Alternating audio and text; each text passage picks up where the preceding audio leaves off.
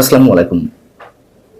বাংলাদেশের অর্থনীতির জন্য নিঃসন্দেহে এই মুহূর্তে অশনি সংকেত যুক্তরাষ্ট্রের যে বাড়তি শুল্ক, এটি অর্থনীতির জন্য যেমন অশনি সংকেত, ঠিক একইভাবে অনেক ধরনের প্রশ্ন উঠতে শুরু করেছে। এটি কি শুধু বাণিজ্যিক চুক্তির মধ্যেই রয়ে গেছে, নাকি এর ভেতরে, এর অন্তরালে অন্য কিছু ঘটছে যা বাংলাদেশের নিরাপত্তা নিয়ে অনেক প্রশ্ন জড়িত?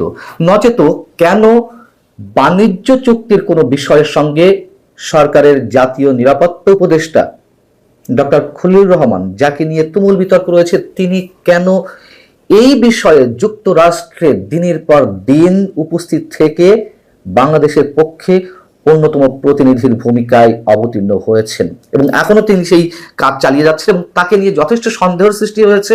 আমি সে বিষয়ে পরে আসছি। আপনারা নিশ্চয়ই এরই মধ্যে জানেন যে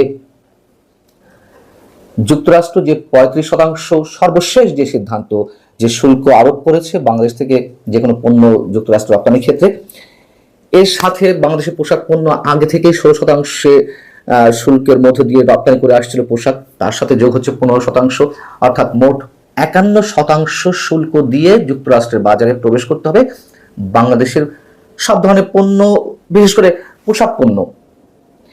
এই যখন অবস্থা, তখন বিশ্বের অন্যতম বৃহৎ যে পোশাক ক্রেতা ওয়ালমার্ট, তাদের বেশ কিছু অর্ডার স্থগিত করেছে বাংলাদেশ থেকে, যেগুলো নেওয়ার কথা ছিল।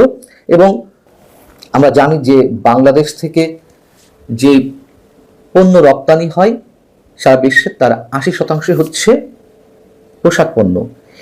এই পোশাক পণ্যের টোটাল পোশাক রপ্তানি যোগ্য যে পোশাক পণ্য, তার 20% আবার শুধুমাত্র নেয় একা যুক্তরাষ্ট্র।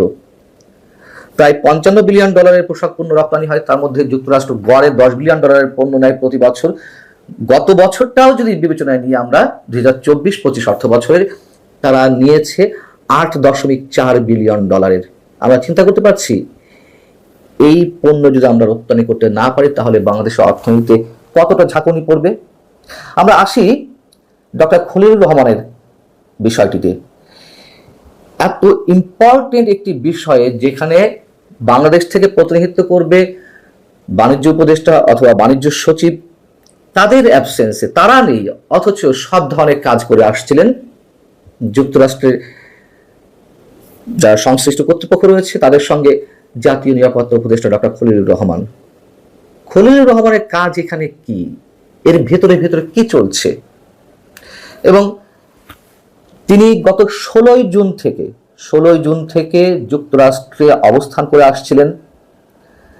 প্রশ্ন উঠেছে, দেশের টাকায় তিনি কেন দিনের পর দিন যুক্তরাষ্ট্রে বসে তার কনসার্নের বাইরে কোনো বিষয়ে তিনি এরকম মাতবাড়ি করছেন? উদ্দেশ্যটি কি? প্রশ্ন উঠেছে, মার্কিন সরকারের সাথে বাংলাদেশের নিরাপত্তা কোনো বিষয় গোপন চুক্তির পায়তারা তিনি করছিলেন কিনা? রাখাইনে কথিত মানবিক করিডোর দেওয়া নিয়ে যে একটি আলোচনা রয়েছে, সে বিষয়েই তিনি এই শুল্ক আরোপ সংক্রান্ত আলোচনার মধ্যে নিয়ে আসছেন কিনা? যে চুক্তির কারণে চীনের সাথে বাংলাদেশের সম্পর্ক এর মধ্যে টালমাটাল হতে শুরু করেছে। আমি চীন প্রসঙ্গে পরে আসছি। আরো প্রশ্ন আসছে, তিনি কি তাহলে সত্যি সত্যি মার্কিন আস্থাভাজন এজেন্ট? যদি তিনি পোশাক পণ্য রপ্তানি বিষয় বা শুল্ক আরোপের বিষয়ে প্রতিহিত করেন, তার মানে তিনি মার্কিন আস্থাভাজন এজেন্ট হিসেবে বাংলাদেশের পক্ষে কাজ করছেন।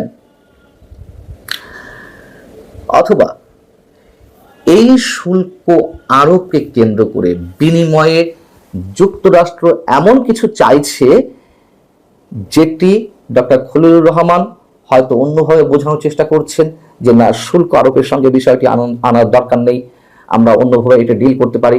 আমরা জানি না, এই ধরনের নানান ধরনের গুঞ্জন উঠছে। ডক্টর খলিলুর রহমান যুক্তরাষ্ট্রে গেছেন যতটুকু আমরা জানি 16 জুন। সেখান থেকে 27, 28, 29 জুন তার চীনে যাওয়ার কথা ছিল, চীনের সাংহাই কর্পোরেশন অর্গানাইজেশনের একটি সম্মেলনে, এবং তার সঙ্গে প্রধান উপদেষ্টা মুখ্য সচিব মোহাম্মদ সিরাজউদ্দিন মিয়ার যাওয়ারও কথা ছিল। কিন্তু 27, 28, 29 জুন এই সফর বাতিল করা হয়।